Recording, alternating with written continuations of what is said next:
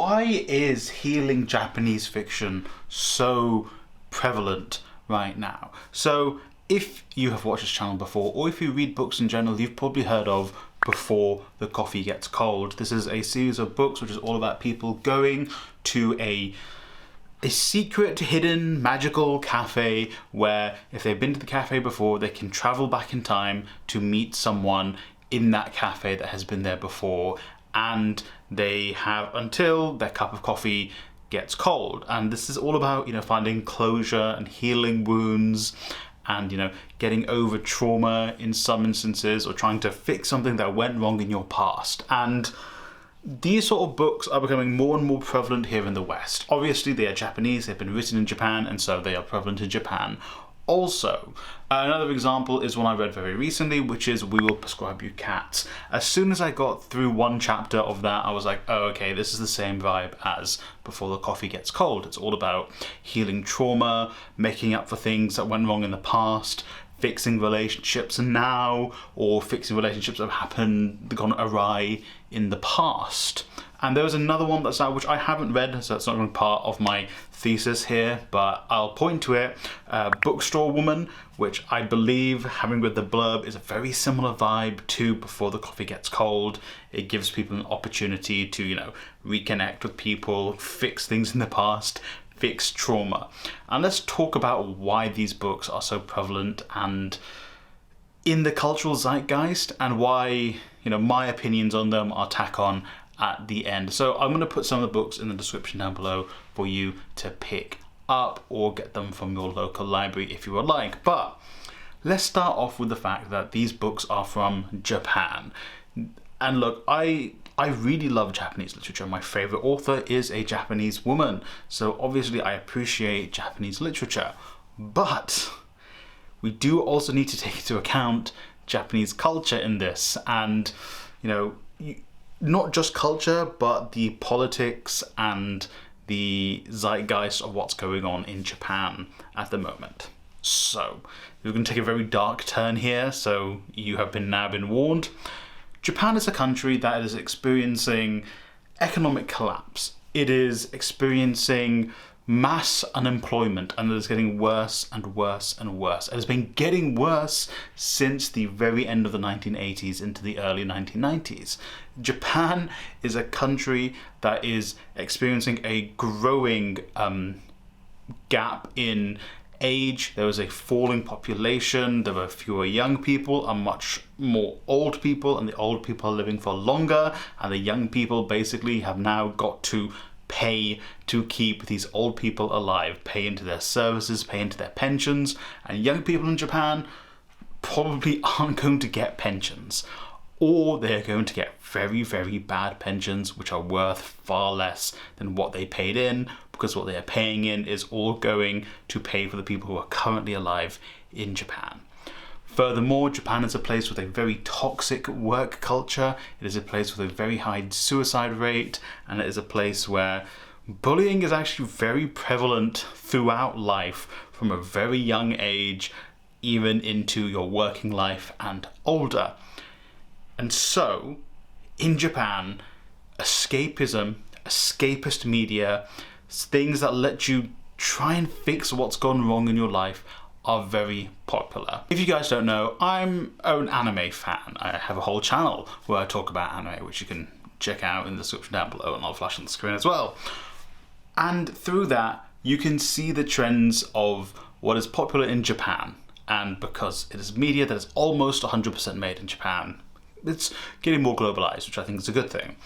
But there's a genre called isekai. The isekai genre is one that's all about, going to a different world, a different life, and living out almost like your fantasies. Oftentimes they are geared to men, so there's a lot of power fantasies, there's some weird sexual stuff also there. That's another aspect of Japan that I don't think we're going to touch on in this video, but something else you need to consider when you're reading Japanese literature too, the treatment of women and, gender minorities as well. But going back to what we were talking about, the isekai genre has gotten so popular. For a very long time, it took over like anime. All of the big anime that were coming out were isekai. That has slowly fallen off, I think, as anime has become more global, and it's not a genre that appeals so much to global audiences that companies have decided, okay, maybe we'll step away from that right now. But in Japan, it is still huge. It is still really relevant.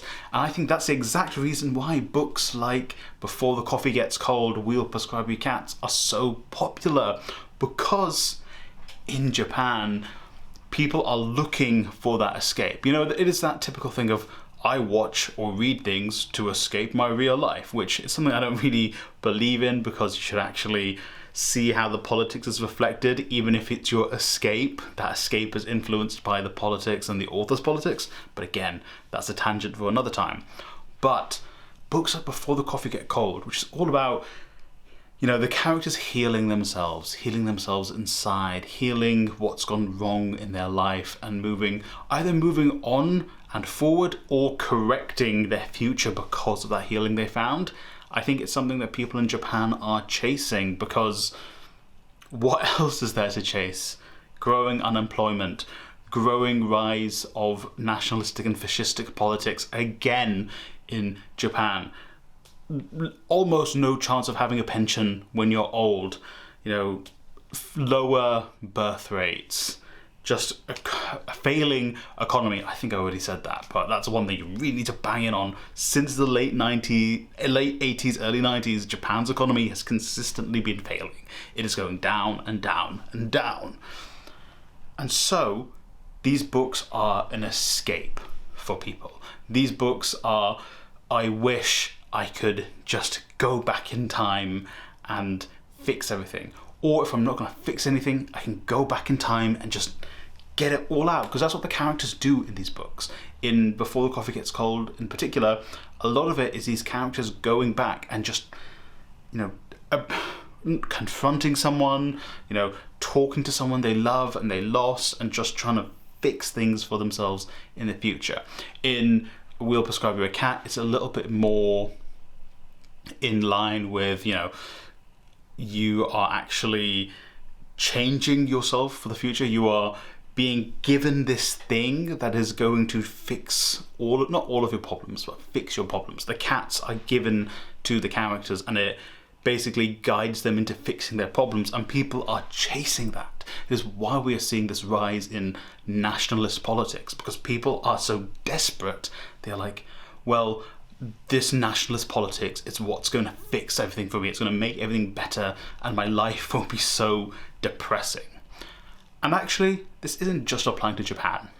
This is something that is happening here in the West. And we know that because these books are very popular here too. New York Times bestsellers, on all of the bestseller lists, on the recommended whenever you go into the bookshops. You see books like Before the Coffee Gets Cold, Bookstore Woman, We'll Prescribe You Cats, We'll Prescribe You Cats 2, Electric Boogaloo. That is what we're seeing here in the West. We will see a rise in this healing fiction, this healing movies, etc. in the West. I mean, we kind of went through it in the wake of the 2008 financial crisis already, where we had things like Eat, Pray, Love becoming so popular. You know, these like self-help is kind of the way it's gone here in the West. All of these like self-help gurus, self-help books, all of that stuff, you know, healing your inner self, the subtle art of not giving a fuck, all of those kind of things were our approach to it. And, you know, seemingly at the moment, the approach is now these fiction books, which are an escape. It's no longer about how do I, you know, do common sense things that these people are pitching as unique things to do. Instead of that, it's now, let me just heal myself through this character. It's why nostalgia bait is so strong when it comes to mega corporations like Disney pumping out just nostalgia versions of their movies. Why sequels are working so well, because it's just nostalgia bait. I felt really good when this movie came out 5 years ago. Let me go and watch it again. Wow. It reminded me of a time before I was depressed. It's great. You know, that's kind of, it is all a band-aid. You know, this nostalgia bait, these healing books, they don't actually fix the cause of the issues the authors have, but it is a way for them to just get by. It's a salve. You know, if we really wanted to fix things, I won't necessarily talk about Japan because I'm not the most well versed in Japan's current politics other than the makeup of their political system. But here in the UK, you know, we can't just use salves. We need radical changes in the way our politics operates.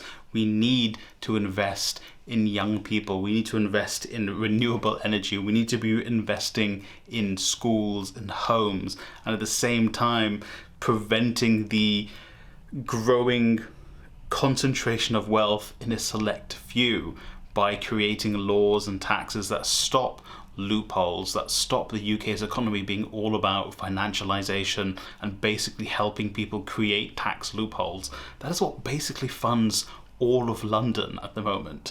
You know, we need to invest in parts of the country that haven't been invested in. We need to create jobs that aren't going to be jobs that exploit others, to create jobs that are in fields that aren't going to pollute large swathes of Britain, because at the moment the government are like, oh, let's just invest in AI and AI data banks, which is going to destroy homes and villages and land for what is mostly going to benefit Google and Meta and whoever else is making AI. These books are a balm or a salve. This escapism is a band-aid, but it is not the solution to our problems.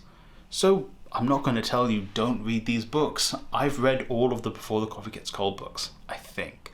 I've read We'll Prescribe You Cats. But please, you know, don't think of reading these books as something that is going to make things better for you. It can make you feel good, but it's not your solution. Work with your community, work with your loved ones, work with people around you to improve your circumstances and the circumstances of people around you. I promise you that is the best way of doing that. So that was a little bit of a different video. I was in proper unk mode there. Didn't script it either. You know, that all came out of the noggin. You know what else comes out of my noggin? My thanks for my members. Members get special access to extra videos. They'll be part of a book club. There's a movie club now. You can join from as little as £1 a month by clicking below this video or on my channel. Even if you don't, thank you for getting to this part in the video. Comment a cat emoji in the comments down below, or a cat and a coffee cup emoji in the comments down below, so I know that you got to this part of the video. Thank you for watching. Like, subscribe, share this video for the friend or family member. And hey, I hope you read a great book today, and I hope you get involved with those around you and your loved ones to make your community better.